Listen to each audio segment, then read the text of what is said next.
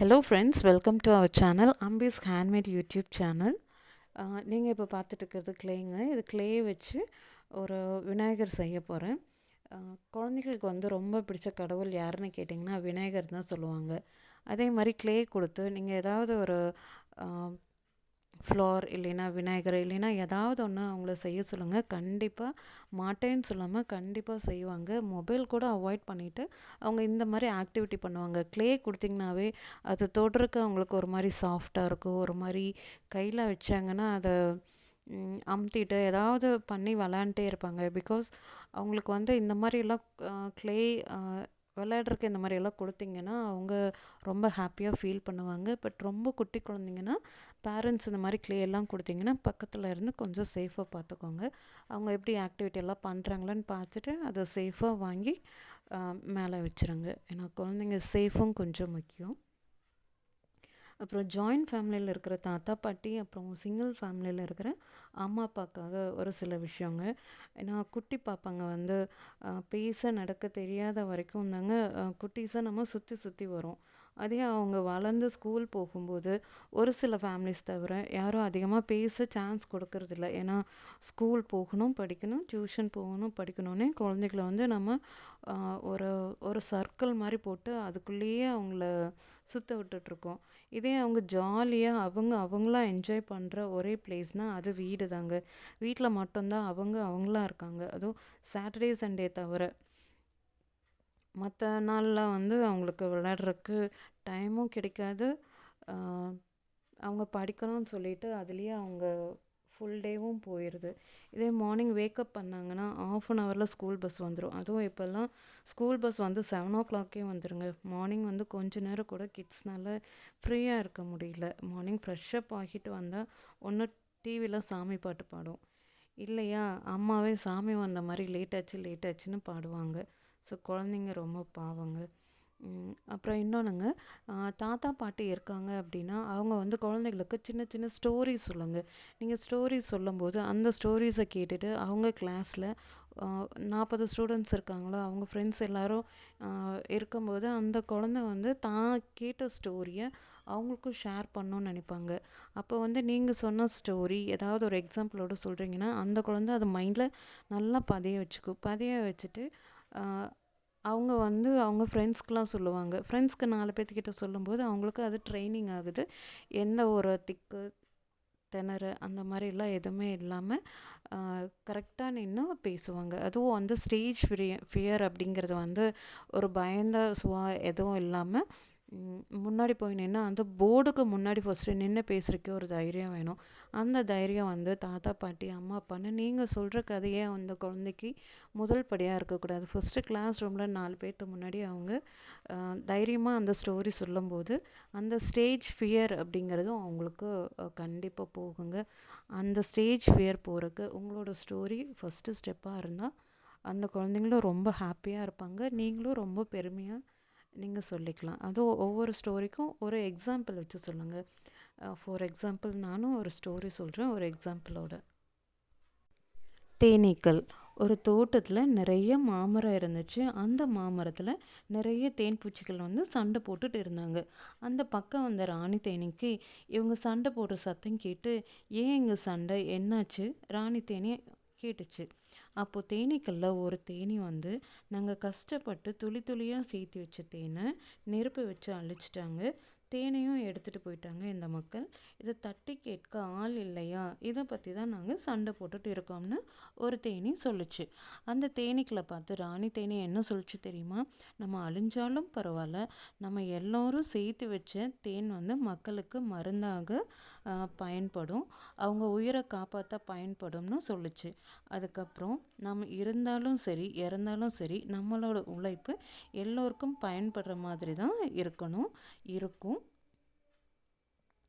அதை நினைக்கும்போது நமக்கு பெருமை தான் அப்படின்னு சொல்லிட்டு ராணி தேனி பறந்து போயிடுச்சு. குழந்தைகள் வந்து மருந்து சாப்பிடும்போது கசப்பாக இருந்தால் அம்மா என்ன தருவாங்க? தேன் தானே. தேன் இல்லைன்னா சர்க்கரை தருவாங்க. தேன் சாப்பிட்டா அதோட சுவையில் கசப்பு தெரியாது, உங்களுக்கு காய்ச்சலும் சரியாகும். இந்த கதையில் சொன்ன ராணி தேன்பூச்சி மாதிரி தான் நிறைய பூச்சிகள், விலங்குகள், மரம், செடின்னு அதோட உயிரை வந்து கொடுத்து தான் நமக்கு உதவி செய்கிறாங்க. ஃபார் எக்ஸாம்பிள் நீங்கள் படிக்கிற புக்ஸு, நோட்ஸு எல்லாம் எப்படி தயாரிக்கிறாங்கன்னு தெரியுமா? மரத்தில் இருந்து தான்.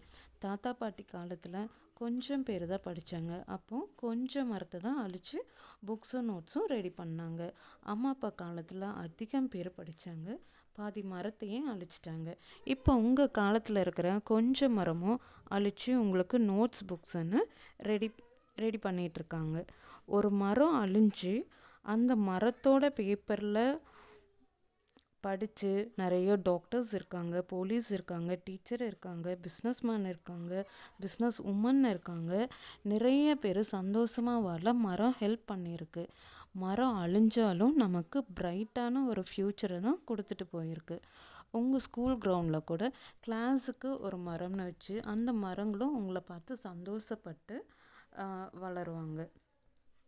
நீங்கள் பேப்பர்ஸ் எல்லாம் வேஸ்ட்டு பண்ணாமல் நீங்கள் நல்லா படித்து, ஏன்னா நீங்கள் ஒவ்வொரு டைம் நீங்கள் ரஃபாக எழுதி உங்கள் நோட் புக்ஸ் எல்லாம் நீங்கள் வேஸ்ட் பண்ணுறதெல்லாம் அந்த மரம் அழித்து தானே பண்ணியிருக்காங்க. அதனால் நீங்கள் நோட் புக்ஸ் எல்லாம் ஏதோ வேஸ்ட்டு பண்ணாமல் நீங்கள் படித்து நீங்களும் மரம் எப்படி உயர்ந்துக்கிட்டே போகுது அதே மாதிரி நீங்களும் உங்கள் லைஃப்பில் உயர்ந்துகிட்டே போகணுன்னு தான் மரம் தன்னோட உயிரையும் கொடுத்து உங்களுக்கு புக்ஸாகவும் நோட்ஸாகவும் படிக்கிறதுக்கு ஹெல்ப் பண்ணிகிட்ருக்கு. நீங்களும் அதே மாதிரி ஃபாலோ பண்ணி நீங்களும் படித்து பெரியவங்களாம் வரணும்.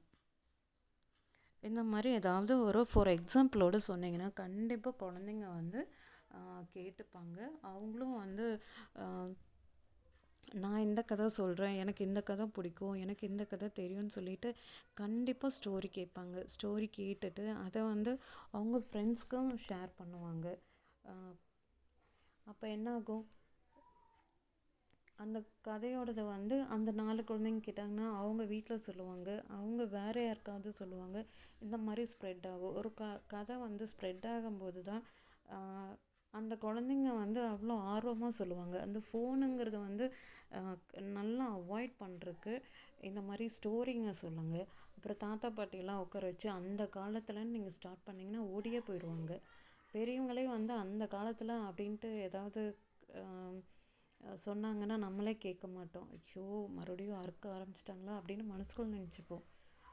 அதனால ஆனால் குழந்தைங்களாம் வாய் விட்டே சொல்லிடுவாங்க, ஐயோ தாத்தா விட்டுருங்க அப்படின்ட்டு.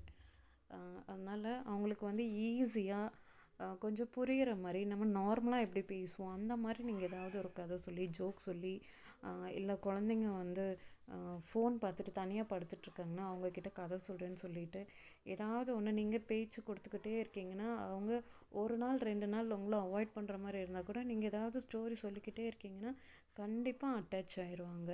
ஃபோன் கூட யூஸ் பண்ணாமல் தாத்தா இன்றைக்கி ஏதாவது ஒரு டிஃப்ரெண்ட்டாக கதை சொல்லுங்கள், பாட்டி இன்றைக்கி ஏதாவது ஒரு கதை சொல்லுங்கள் அப்படின்னு கண்டிப்பாக அவங்கக்கிட்ட கேட்பாங்க. நம்ம வந்து டிவி சீரியல் பார்க்குறோம், இல்லைன்னா ஏதாவது ஃபோனில் ரீல்ஸ் அந்த மாதிரி பார்த்துட்ருக்கோங்கிறத வந்து அவாய்ட் பண்ணிவிட்டு குழந்தைங்கிட்ட இந்த மாதிரி கூப்பிட்டு உட்கார வச்சு பேசுங்க. இன்றைக்கி டீச்சர்ஸ் என்ன சொல்லி கொடுத்தாங்க அந்த மாதிரி கேளுங்க. இல்லையா உங்கள் ஃப்ரெண்ட்ஸ் இன்றைக்கி என்ன பண்ணாங்க, கிளாஸில் எல்லாம் ஜாலியாக இருந்தீங்களா, யாருக்காவது பர்த்டே விஷ் பண்ணிங்களா, இந்த மாதிரியெல்லாம் நீங்கள் ஏதாவது பேச்சு கொடுத்துக்கிட்டே இருந்தீங்கன்னா அந்த குழந்த வந்து பேசும்போது இப்போ நார்மலாக ஏதாவது பேசிகிட்டு இருந்தாங்கன்னா கொஞ்சம் திக்குவாங்க. இதே அவங்க சரளமாக பேசிகிட்டு இருந்தாங்கன்னா கண்டிப்பாக நல்ல ஒரு ஸ்பீச்சும் கிடைக்கும், உச்சரிப்பு வந்து தெளிவாக வரும். பெரியவங்களுக்கே வந்து ஏதாவது ஒரு உச்சரிப்பு சொல்லும்போது அதில் கொஞ்சம் வாய் கொளரும். இதே வந்து குழந்தைங்க அடிக்கடி பேசிக்கிட்டே இருக்காங்கன்னா அவங்களுக்கு அந்த யோசிக்கிற தன்மையும் சீக்கிரம் வந்துடும், வாய் கொளரவும் செய்யாது. நம்ம வந்து சாப்பிட்ற ஃபுட் ஐட்டம் எல்லாம் கொடுத்து வல்லாரைக்கீரை சாப்பிட வைக்கிறோம், முட்டை பால் இந்த மாதிரியெல்லாம் குழந்தைக்கு ப்ரோட்டீனாக கொடுத்து ஹெல்த்து நல்லா இருக்குது அப்படின்னு சொல்லி நம்ம பார்க்குறோம். ஹெல்த்தோடு சேர்த்து அவங்க அறிவும் வளரணுன்னா நம்ம இன்டேக்குன்னு ஃபுட்டை மட்டும் கொடுக்காம நம்ம வாய்மொழியாகவும் பேச வைக்கணும், நிறையா பேச வைங்க. இன்றைக்கி ஸ்கூலில் மார்னிங்லேருந்து ஈவினிங் வரைக்கும் என்ன நடந்துச்சுன்னு நீங்கள் அவனை கேட்டுக்கிட்டே இருந்தீங்கன்னா அவன் அதை சொல்லி பழகிட்டான் அப்படின்னா அம்மா பையன் பாண்டிங் இல்லைன்னா அம்மா பொண்ணு பாண்டிங்கும் நல்லாயிருக்கும். ஏன்னா காலையிலேருந்து ஈவினிங் வரைக்கும் ஸ்கூலில் என்ன நடந்தது நீங்கள் ஒன்ஸ் கேட்டுகிட்டே இருக்கீங்க அப்படின்னா அவங்க வந்து அதை சொல்லி பழகிட்டாங்கன்னா டெய்லியும் வந்து இப்படி நடந்துச்சு அப்படி நடந்துச்சுன்னா அவங்க ரொம்ப ஆக்டிவாக இருப்பாங்க. ஏதாவது ஒரு தப்பு பண்ணியிருந்தா கூட அவங்க பேசிகிட்டு இருக்கும்போது இந்த மாதிரி நடந்துருச்சுமா, சாரிம்மா அப்படின்னா அவங்க கண்டிப்பாக ஏதாவது தப்பு பண்ணியிருந்தா கூட நம்மக்கிட்ட சொல்லுவாங்க. இதே நம்ம பேசாமையே இருக்கோம், டியூஷன் போகிறான், ஸ்கூல் போகிறான், வரான், டிவி பார்க்குறான், ஃபோன் பார்க்குறான், சாப்பிட்டியா தம்பி, சாப்பிட்டியா பாப்பா அப்படின்னு கேட்டுட்டு நம்ம விட்டுட்டோம் அப்படின்னா அந்த குழந்தைங்க என்ன பண்ணியிருக்காங்க அப்படின்னு நமக்கு எதுவுமே தெரியாது. ஸோ குழந்தைங்கக்கிட்ட பேச்சு கொடுத்துக்கிட்டே இருங்க. நைட்டு தூங்குற வரைக்குமே பேச்சு கொடுத்துக்கிட்டே இருங்க. கண்டிப்பாக வந்து அவங்க உங்ககிட்ட ஒரு ஃப்ரெண்ட்லியாக இருப்பாங்க. எதுவும் வந்து மறைக்க மாட்டாங்க. ஏதாவது சொன்னால் அம்மா அடிப்பாங்களோ திட்டுவாங்களோன்னு அவங்க அந்த மைண்ட் செட்டுக்கு போகாமல் இருக்கிறதுக்கு ஃபஸ்ட்டு பேரண்ட்ஸ் நம்ம வந்து ஜாலியாக ஃப்ரெண்டாக பேசுங்க. யாருன்னு முகம் தெரியாத ஒருத்தருக்கு வந்து வாங்க போங்கன்னு பேசி நம்ம மரியாதை கொடுத்து நம்ம ஏதாவது பேசினா அவங்க ஹர்ட் ஆயிடுவாங்களோ, அவங்க என்ன ஹர்ட் பண்ணாலும் நம்ம பொறுத்து போகிறோம். ஏன்னா யாருன்னு தெரியாதவங்க ஏதாவது சொன்னால் கூட நம்மளை பற்றி எதுவும் தெரியாது, சரி ஓகே அப்படின்னு சொல்லிட்டு ஏதாவது விட்டுட்டு வந்துடும். சம்டைம் தான் கோவம் வரும். ஸோ இதே வந்து நம்ம குழந்தைங்க எவ்வளோ பண்ணாலும் நம்ம கொஞ்சம் பொறுத்து போயிட்டு, ஏன்னா நம்ம பெரியவங்க, பொறுத்து போயிட்டு அந்த குழந்தைங்களுக்கு அட்வைஸ் பண்ணி நீங்கள் சொன்னீங்கன்னா கண்டிப்பாக அந்த குழந்தை கேட்கும். நம்ம அம்மா திட்டுறாங்க, அப்பா திட்டுறாங்கன்னா அப்போ அந்த குழந்தை என்ன நினைக்கும், ஓ நம்மளும் பெரியவங்கன்னா நம்மளும் இந்த மாதிரி இருக்கலாம், நம்மளும் இந்த மாதிரி திட்டலாம், இந்த மாதிரி அடிக்கலாம், அந்த மாதிரியெல்லாம் மைண்ட் செட்டுக்கு போயிடுவாங்க. ஸோ அதெல்லாம் தவிர்த்துட்டு நீங்கள் ஒரு ஃப்ரெண்ட்லியாக இருந்தீங்கன்னா அவங்களோட ஃப்யூச்சர்லேயும் வந்து அவங்க குழந்தைங்கிட்ட நல்லா ஃப்ரெண்ட்லியாக அன்பாக இருப்பாங்க. ஸோ இதுக்கு ஃபஸ்ட்டு வந்து பேரண்ட்ஸும் தாத்தா பாட்டியும் அந்த குழந்தைங்கள மோட்டிவேட் பண்ணிக்கிட்டே இருங்க, பேசிக்கிட்டே இருங்க. உங்களுக்கு படிக்க தெரிலனா கூட நீ என்ன படிக்கிற அப்படின்னு சொல்லிட்டு எழுத்துக்கள்லாம் நல்லா அழகாக முத்து முத்தாக இருக்குது, அந்த மாதிரிலாம் ஹேண்ட் ரைட்டிங் நல்லா இல்லாட்டி கூட நல்லா இருக்குது அந்த மாதிரிலாம் சொன்னீங்கன்னா நீங்கள் போய் தானே சொல்கிறீங்க அப்படின்னு சொல்லிட்டாவது அந்த குழந்தை வந்து உங்ககிட்ட பேச ட்ரை பண்ணோம். நீங்களும் ஏதாவது பேசலாம். ஸோ குழந்தைங்கிட்ட பேச்சு கொடுத்துக்கிட்டே இருங்க. நீங்கள் பேசும்போது உங்களுக்கு ஆன்சர் பண்ணுறதா இல்லை ஃபோனை பார்க்குறதான்னு பார்த்துட்டு ஒரு கட்டத்தில் அந்த பொண்ணை ஃபோனை வச்சுட்டு சொல்லுங்கம்மா, சொல்லுங்கப்பா, சொல்லுங்க பாட்டின்னு உங்கள் பேச்சு கேட்க ஆரம்பிச்சிடுவாங்க. ஸோ அதனால் குழந்தைங்கிட்ட நிறைய பேசுங்க, நிறைய கதை சொல்லுங்கள், எக்ஸாம்பிளோட சொல்லுங்கள். அவங்க லைஃப்பும் நல்லா ப்ரைட்டாக இருக்கும். அவங்களுக்கு தெரியாத கதைகளெல்லாம் நீங்கள் சொல்லுங்கள். அவங்களுக்கு பிடிச்ச மாதிரி கண்டிப்பாக சொல்ல ட்ரை பண்ணுங்கள். உங்களுக்கு இந்த வீடியோ பிடிச்சிருந்தா லைக் பண்ணுங்கள், ஷேர் பண்ணுங்கள், சப்ஸ்கிரைப் பண்ணுங்கள், கமெண்ட்டும் பண்ணுங்கள். உங்கள் குழந்தைகளுக்கு என்ன கதை சொல்கிறீங்க அப்படின்னு சொல்லிட்டு. இந்த வீடியோ பிடிச்சிருந்தாலும் லைக் பண்ணுங்கள். தேங்க்ஸ் ஃபார் வாட்சிங். என்றும் புன்னகை மலரட்டும்.